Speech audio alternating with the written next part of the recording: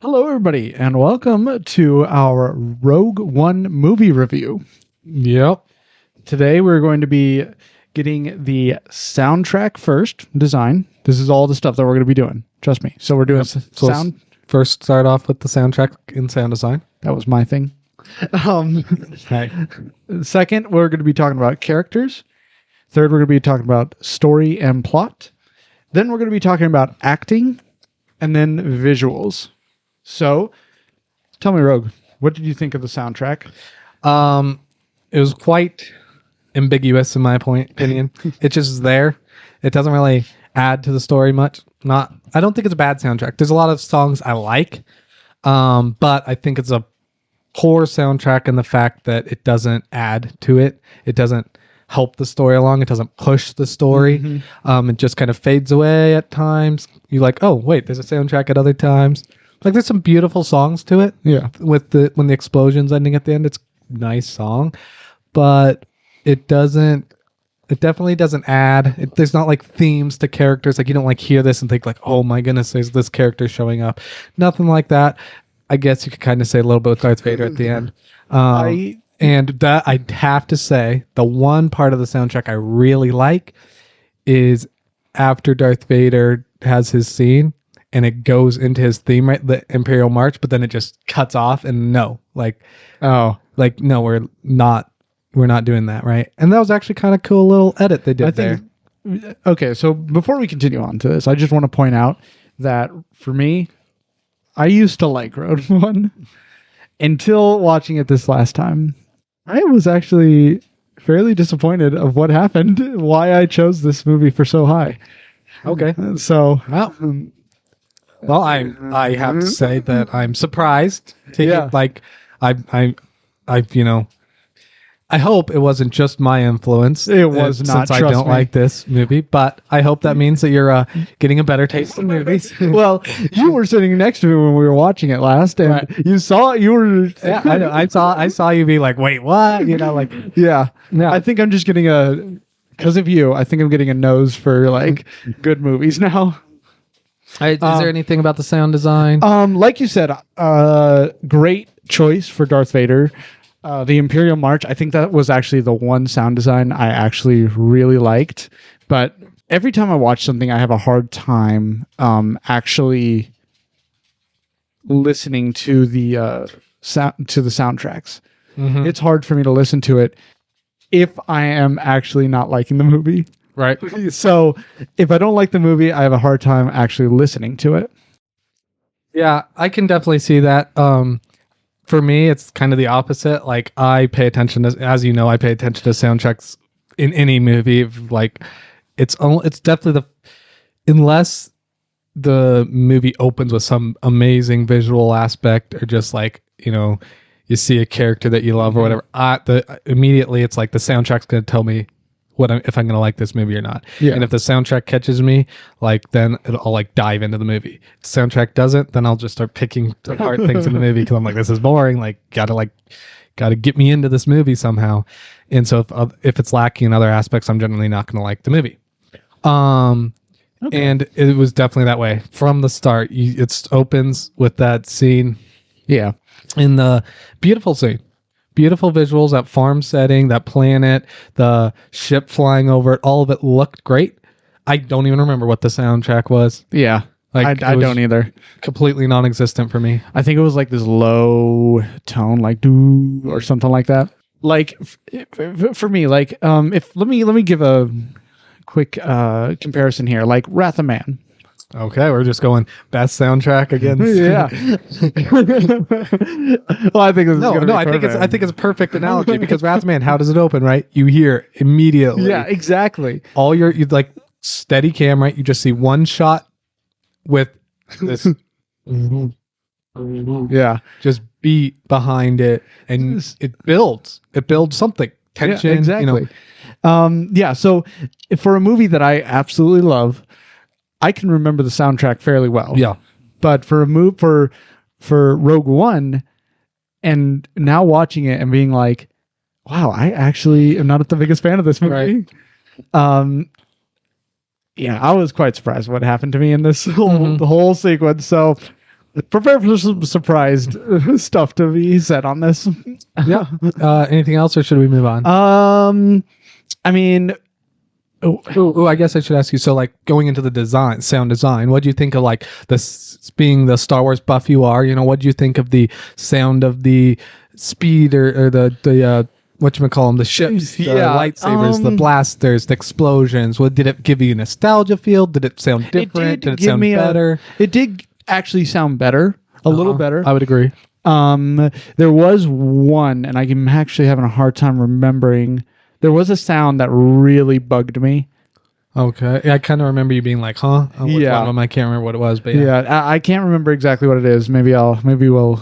With the blast, was it the guy with like the machine gun blaster with like the pack on it, the way his like revved up and stuff? Exactly. I don't understand that weapon. Yeah, I don't get that weapon either. So it has like this cord thing going to his backpack. So I'm assuming what it is it's a bigger battery for the weapon, so it can have a bigger blast. Right. I don't know if it can change modes and be like machine gun and then powerful blast. It's like, what? Yeah, it doesn't. That gun definitely doesn't really make sense. He was cocking it at points. Yeah, like I don't understand. Why is it suddenly a shotgun? I'm really confused. And then but the blast was always just like rev up and shoot. Like it didn't change. Like it shot at different rates at different times. Yeah, exactly. But like it didn't seem to be shooting bigger blasts or smaller blasts or quicker blasts. It just exactly the same every single time. Like especially on that ending, like I would expect it to be a bigger shot the way he was cocking it and stuff. It was like he was marching, trying to be like this like epic march forward, cocking the gun. Yeah, but like, why are you cocking it? Like exactly, you could just point and shoot the guy, but you're like cock, shoot, and then shoot twice, then cock, and then shoot once, then cock. It's like, what is going on? I don't know if he was like charging up. I don't know. It was so weird. Yeah. So, anyways, besides that, like, what do you think of the sound? Everything else seemed actually really good. A lot of the ship sounds were pretty nice. Like they sounded really good. Like we said, the only thing that really bugged me was that blaster. Yeah. For me, the blast sounds definitely like brought back a nostalgia feel. They kept it, but they cleaned it up a little bit, you might say. Like it definitely felt very modern in a way. One thing I really liked the sound of was the stormtroopers march. When they like rush out on the beach and stuff, sounded very good. That like clack, clack, clack, from the original, it sounded like that, but just so much better. In my opinion. That was pretty good. Ship sounds and stuff, I didn't really notice whether it didn't like give me nostalgia feelings. It didn't really sound better or worse. I don't really remember. I always remember the opening. The definitely like the way the ships would come out of hyperspace. Always gives you the feels. Always gives you the feels, Best sound in Star Wars ever. For sound design, that kind of all I can really think. I guess I will say the one ship sound, the way ship sounds, when they're in the atmosphere rather than outer space, just a little different, right? It has, I don't know what the right word, but it has more of like a tone to it, like a not as sharp tone, you might say. When they're kind of like, it sounds more like hovering or rather than like speeding, right? I've always liked that sound. I thought they did a good job with that too. Definitely like at the start with it like hovering down over the farmland and stuff. It sounded really well. Good. But I think that's all for sound design. We want to move on? Yeah, let's go ahead and move on to characters. Alrighty. Do you want to start or shall I? Yeah, let me start, please, because I've got a lot to say. So when I first watched this movie, I first loved the idea of the characters. I liked the characters. But then after watching it this last time, I was like, why did I like these characters? Yeah. I mean, I think it was just mainly the idea of the character. Right. Like, Andor is supposed to be this hardened rebel who's willing to do what needs, willing to kill. Keyword supposed to be. Yeah. And it didn't really work out. Like, he just, for some reason, not gonna shoot. So, here's the thing. I liked the characters more this time than I did the first time I watched the movie. The first time I watched the movie, I just was like, these characters are terrible. I don't like any of them. Like, none of them have a good story. All that. I agree with everything that I just said, except, like you said, the idea of them, the idea they were going for, wasn't bad. Like, Andor I actually really like his character. Like he has so much potential.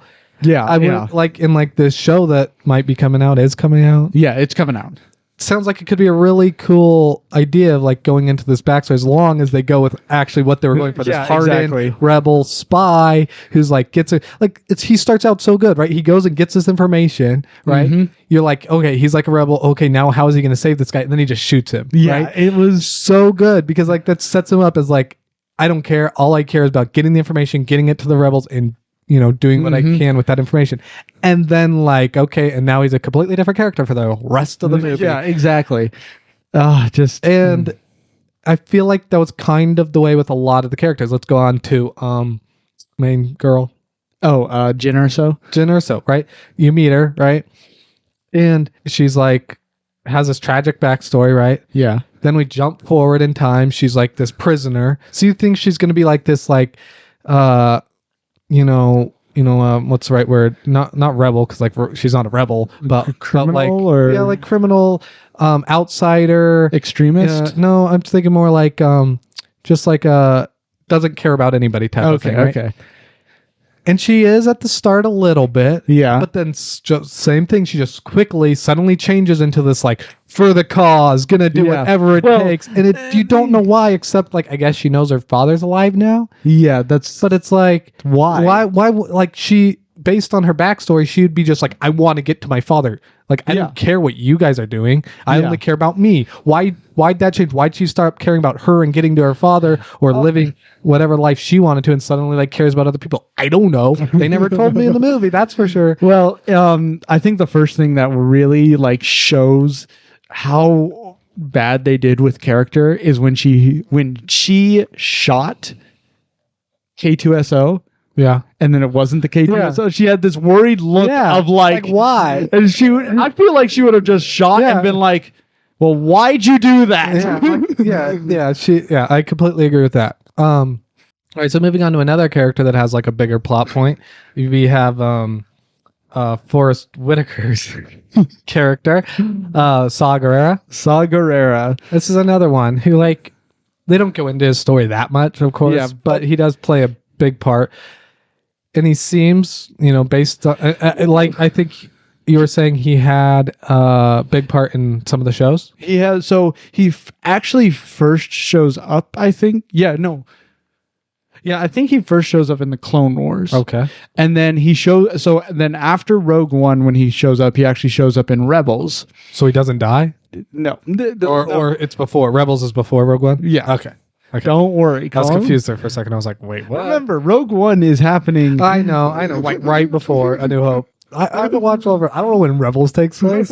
Anyway. So first off, I just want to say Saw Gerrera in the Clone Wars and a little bit in Rebels. I don't think I was a huge fan of him in Rebels, but in the Clone Wars, I actually really liked him. He's supposedly this arrogant rebel who like acts like he knows what he's doing, but he actually doesn't. And like that would have been much better. Yeah, like, but then something his sister died in the Clone Wars. Okay. So he actually becomes very hardened, very, very, very like brutal with everything he does. And see, that kind of seems like what they were saying he was, right? Like everybody talked about he's an extremist, Yeah. He never did anything extreme. Yeah, exactly. Like he was just like a rebel. He blew up some. Yeah. Like the only way it can be fixed is if you watch Rebels, because he like actually attacks the rebels. Okay. So it's and like you could tell he didn't care about the rebels much. Like he more cared about himself, but he wasn't some like extremist bombing. Exactly. Places. He wasn't. He just like stopped the supply route of. Yeah. I guess isn't that what the rebels are doing? I guess maybe he's more of an extremist because the rebels hadn't actually started fighting the Empire yet. But like he was like, I want to fight. I can also see it as him just putting civilians in danger, and I think the rebels were trying not to do that. Yeah, but still at the same time that doesn't really say he's an extremist, right? And so like that part doesn't come across. Yeah. And then at the end he just like had given up for some reason, and I don't like it has to be from what you watch in Rebels and Clone Wars. Like, I just didn't understand like his character arc whatsoever. You like meet him, he saves this girl, he cares about this girl, he trains this girl, then leaves her behind for some reason because he's trying to help her. Yeah, which doesn't make sense if he's an extremist, especially like he should be giving her this ideology, we have to kill them or whatever. Yeah, But instead he's like, no, I'm going to like save you from this whole thing. And then he decides to die at the end, and I don't know why. I don't know why he did anything he did. Yeah, like, so he's very different in Rogue One than he is in the shows. So, and then as we move on to other characters, unless there's more you want to say. I mean, do we just want to talk about probably the two worst characters? Well, I just want to, so I think that kind of leads really well into the rest of the characters, because I feel like every other character we meet in the whole movie is like that. Like, you just don't know anything about them. Yeah, like, they just throw them in there, like, make them make decisions, but I don't know why they make the decisions they make. I don't know why they're the way they are. You don't have to, give me a whole backstory for every character, but I have to understand why characters are making decisions. And I can't, I could not tell you why a single character, except for maybe the Andor, besides him and like the villains, like they kind of made sense.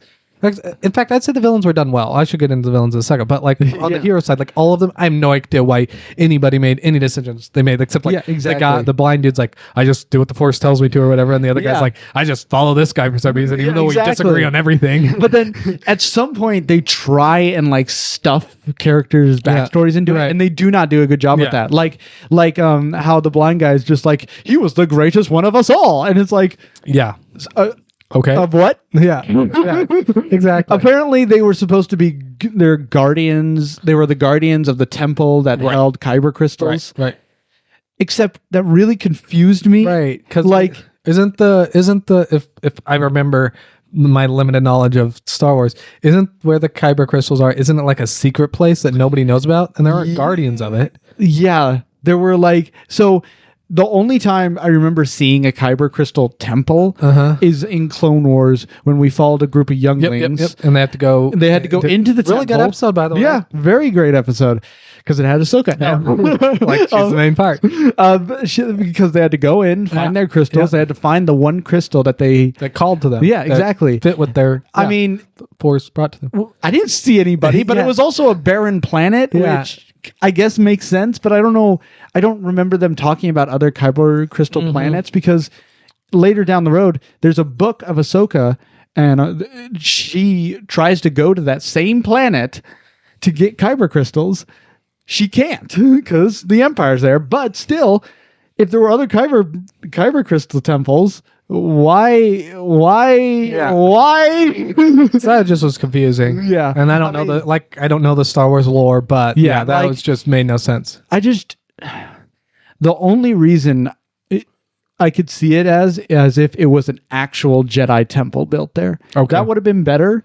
That would have been a little bit better. Made a lot more sense than a kyber crystal temple. That's just too many words to put into a name. Yeah. But moving on to other characters, I guess I'll wrap up the heroes with this thought. In my opinion, if you're going to have a movie, and like I've said this multiple times to multiple people and they disagree with me, because I went into the movie even before I don't watch really any of the Clone Wars. I wasn't into the lore nearly as much as I am now, which isn't a lot, but going in, I knew that all the characters were going to die by the end. Yeah. And if you're going to do that, you have to have characters I really care about, right? Because I want to be like, I know they're going to die, but I have to care about them up until that point and feel when they die. I didn't care. Well, at all. They didn't make me feel anything for any of the characters.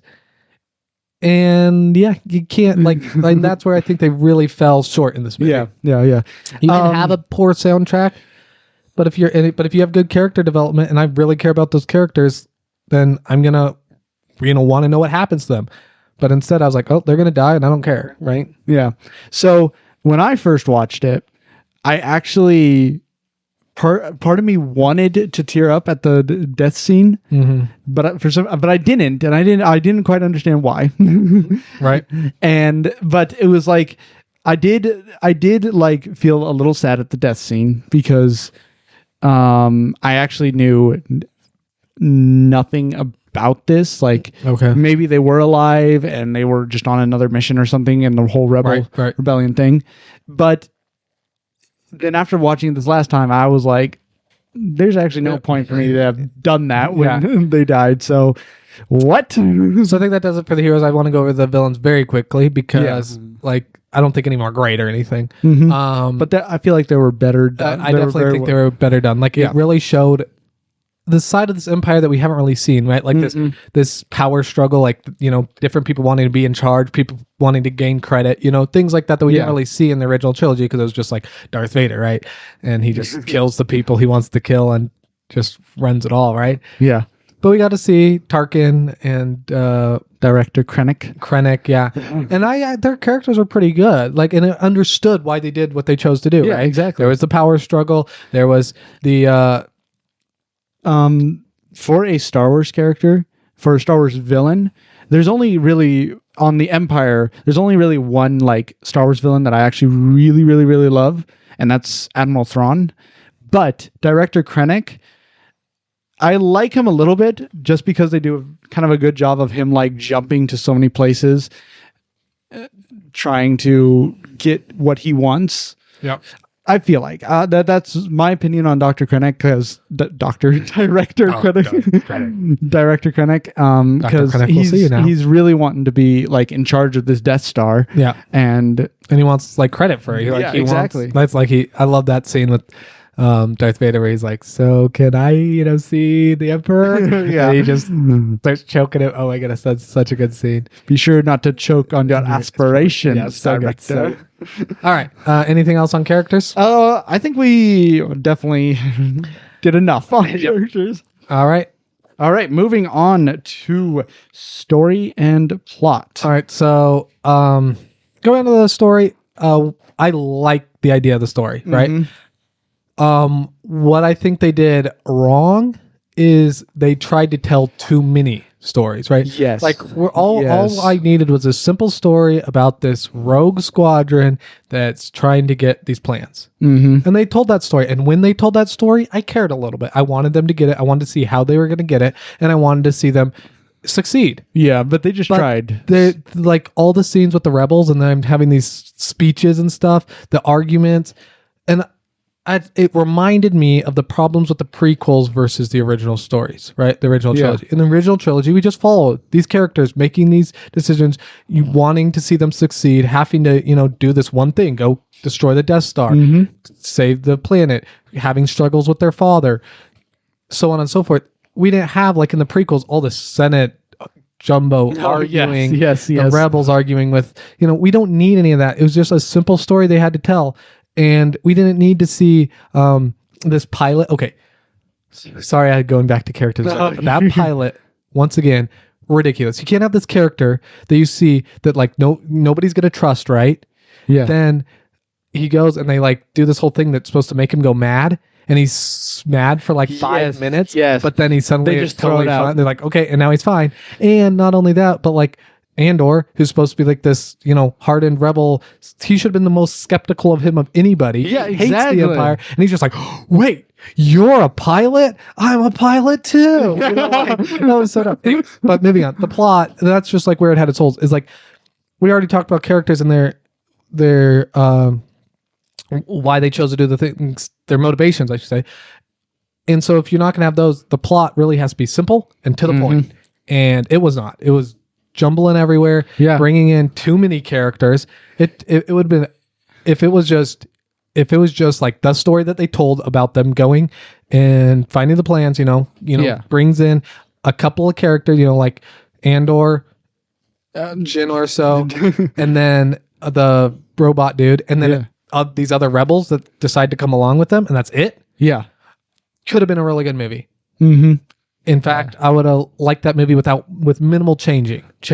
It would have been a lot shorter. It would have been the 2.5 hours, I think it is. Yeah. Could have been an easy 1 hour, 45 minute to 2 hour movie. Really good. Yeah. Well, good. Then if they, you know, made the characters more compelling, it could have been a great movie. But the story just everywhere. It's all over the place, hard to follow. And that's on the Empire side, I think it did an okay job. On the Rebel side, it just a jumbled mess. Yeah. Because like I know watching it this last time, even I've watched it like 3, maybe 4 times, and knowing the Star Wars lore really well, I had a hard time like understanding everything. Yeah. Like I was watching this final time, I'm like, how did I ever get this story? It's so difficult to follow, even now for me. Like, what is going on? We're on this planet to find her father, except he wants to kill him, but then he doesn't. And then it was just so weird. Yeah, and it's just like so hard to follow a story when the motivations of the characters change like that. Right? Yeah. Like I thought I was seeing this story where he's gonna, try to kill her father, and they're gonna have to work through that. And then right? they tried to fix it. And then they try to fix that stupid scene in the, like that's another scene. I hate to harp on Andor but he is my favorite character, I think. And like that scene when he's getting accused of trying to kill his father. If we go off of who he has been up to this point, he'd been like, yes. I was told to kill your father, therefore I, tried to kill him. But no, he's like, for some reason, playing coy with her, like, I wasn't trying to kill you. Yeah, and then like, fine, you caught me. And it's like, what? That's not his character. Yeah. Anyways, I got nothing else to say about plot unless you do. Really fast though, this is plot and character for me. That one general on the rebellion side who told Andor to get the he was just out of there. Like, he was a good character. Yeah, he was. I wish, like, if he would have. But they have that whole meeting where he does not say a word. Exactly. It's like, what? Yeah, he should have been like, no, I told Andor to kill him, and we need to like go. It's like he was like wanted to fight more than anybody, and then they're like, should we fight or not to fight? He's like, I don't know. I don't know. What are you talking about? I'm thinking about the next movie with me in it. Yeah. Oh wait. All right. Yeah. So it was just. I don't know why. Shall we move on? Sure. Let's get off of story and plot for a bit. Let's go to acting. All right. So this is one that I think we can go through pretty quickly.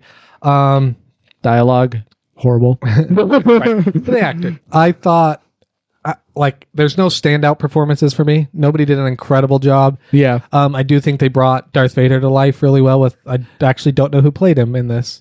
I think it was the original. It was all original, the same actor. I believe that's why he sounded so different. So yeah, James Earl Jones did do the voice. And then whoever did I'm pretty sure the guy that did the body acting in the original one's dead. I'm pretty sure, but even if they don't need the same guy, right? He's completely covered, but he just did an excellent job of getting the mannerisms right and everything. Mannerisms and the menacingness. James Earl Jones is just incredible. He is. But yeah, he does. But besides that, like nothing really stood out to me. Jyn Erso, played by whoever, Jessica. Let's see. Felicity Jones. Yeah. She does a fine job. Diego Luna does a fine job. But yeah, everybody else. Just what they were given. I really like Mads Mikkelsen, who plays her father. Oh, yes. I really like him as an actor. Nobody does a great job. Yeah. It was just what they were given that really ruined it. Definitely the script was a lot worse than the acting, but like nobody's acting performance, I was like, well, even with that bad script, they just killed it, right? Like nobody really did that for me. But yeah, so that's all I got on acting. Yeah, it's nothing terrible, but nothing great. Like I said, this is all a surprise of what I'm saying right now. Moving on, shall we? To our final section, visuals. Alrighty. This is what I personally think they did the best in the movie. This is the best part of the movie by far. The first time, I've only seen this movie twice. First time was in theaters. I did not remember even in theaters like how beautiful this movie was. Watching it this time, not in theaters, just on a smaller screen. But man, this movie's gorgeous. It is. Like, probably my favorite scene is just when all the ships come out of hyperspace over Scarif. Yeah. And you just get those shots behind the X-Wings. And those beautiful scenes of all the behind, like basically the rebellion, and looking at some Star Destroyers. You see those scenes where you're on the planet, you see like Scarif itself, and it's just gorgeous. Yeah. I mean, it just really made me like want to see like a good Star Wars movie, right? Like, because it was just the camera work, the way it showed the landscape, whether it was at the start, but like all the planets just look really cool. Oh, yeah. Scarif at the end. That planet, I love. Like there was those shots from the top of the tower where the bad guy, Oh yeah, director Krennic is, and they showed out over it, and like you saw this sprawling hangars and everything right Yeah. way out there, and with the water and the shore just looked so cool. The trees, all of it just looked so good. Watching the rebels go through all of it, trying to get to the spots, watching the troopers come out, just the different colored troopers. The troopers looked super good. The all the costuming looked really good. Love the costuming in the rain when they're going to where her father is. Oh yes, When they're wearing those like trench coat type things, you know, and the rain jackets and the hoods. Just like very nostalgia for me. Oh yeah, that was good. That was good. And that planet was super cool looking with the rocks and the spires and the crash looked really good. I think almost all the crashes looked good. all the space battles and everything looked gorgeous. Oh yeah, even the moment when they pushed the Star Destroyer. Yeah. Oh my goodness, that looked so good. I will say that was the one ingenious thing they did in the whole. Yeah, I story. really liked that, and it was beautiful watching the Star Destroyer like going towards the other one, basically once decapitating. Again, once again, like and then like their choice to go inside the destroyer. Though there was that one guy running without arms. All right, just watch when you watch this movie. Pay attention to the background when they go inside that Star Destroyer that gets pushed. There's this guy in the back that runs, but he doesn't move his arms when he runs. He's just like waddling around. Yeah, it looks so funny. Anyway, speaking of going inside the Star Destroyers, the villains, what do you think of Tarkin? Visually, there's just so many. I feel like there's just too many like moving parts on his face. Yeah. Okay. So it really distracted me from a lot of the things happening in the shots. Okay. So I wasn't the biggest fan of it. Yes, he's actually not. Was pretty well done. It just, I didn't like it. Yeah. So for me, I definitely see why people don't like it. Right. Like especially when it would show, the other guy. Other Director Dr. Krennic. No, Director Krennic. Yes. And it would go back and forth. Like you could definitely see giant differences in their facial expressions, and it looked okay. Yeah. But when it was just like him, there's that gorgeous shot where it shows out the window at the Death Star's and his reflection, and you could see his reflection. That was actually pretty good. Beautiful. Probably the best shot with Tarkin. But like, yeah, it wasn't anything outstanding, but it wasn't bad in my opinion. Yeah, just. And then speaking of the Death Star, I can't not speak about it firing its laser. Because it was beautiful. It was beautiful. I'm going back a little bit here. I do also want to say how brilliant it was to make it be able to fire like one cylinder fire and stuff like that. Being able to make it a smaller blast. Oh, yes, for sure. Smart decision on that. I loved that decision. Loved the shot of it. Yeah, not only being able to do that, but being able to do that, but it's still feeling like an epic weapon that, it can, I guess, since we already know it can destroy planets, we're not worried about them having to prove that as an audience, but it's still just like had this dread, feeling to it. But yeah, the laser was gorgeous. Watching it boot up, and like the photon, I don't know what creates it, but just like all the radiation and then the beam all looked great. And both times it hits the ground, right, looked incredible. The explosion looks incredible. The destruction, the terrain jostling around, the just devastation, all of it was just impressive. Of course, that final one, as it shoots the laser and it goes through that antenna tower, and it just like it's almost like slow motion because the laser's moving so fast, right? Like, just like separates and crumbles, and then it hits the ground, and this giant explosion. Someone here really likes it. It was just absolutely beautiful. The whole movie, but that laser, all the explosions, so good. What about the Death Star itself? Looked really good. I love how they kept the I think I'd said this in a previous podcast episode. how they didn't modernize it too much. Yeah. They kept the classic look. Mm-hmm. All the random buttons, Oh yeah, and not only that, the very first time you see the Death Star in this movie, seeing them insert basically the giant laser, and that was pretty cool. I don't know what's cast. I don't know how it's cast in the shadow, but it's cast in the shadow. I think that's just because there's a sun. Yeah. But it was still pretty cool. Yeah. Like, oh man. And then you asked about the whole aerodynamics of that thing. Oh, I forgot that we were in space for a second. I was like, how does that thing work? But yeah, it's in space. It's fine. You don't need to go into my foibles. Yeah, so beautiful, beautiful. I think every time the Death Star was on scene, just loved it. Superb. Except for maybe Tarkin, but Yep. Alrighty, moving on. Let's go back to the crash of the two starfighters, right? When they push the starfighter in, and we go inside there, and see Mr. Arm. No. But yeah, them going inside there and like them panicking, and then the crash into the that one guy who hits his head. No. But even the TIE fighters coming out of the hangar on that final, that looks so cool. It was like a swarm of them. Like that's so cool. What TIE fighters are supposed to be. Right. They're supposed to be a giant swarm. So good because I'm sorry, I'm going to go into a little bit of lore here. Well, that's totally good. So TIE fighters are mini fighters that don't have hyperdrive or shields. Right. And it's supposed to make them lighter and faster. Right. And so, of course, there's going to be hundreds of them. There's not going to be like a few squadrons. Right. You can't. They can't go head to head against something. Yeah. They always have to. They have to have enough where one distracts while the other maneuvers or whatnot. Mm-hmm. Yeah. Like it's, and it also just like kind of shows who the Empire is. Like it doesn't care about their soldiers at all. It's just gonna send all of them out there. Yeah. And that was beautiful. Mm-hmm. Like so good. What about the whole scene?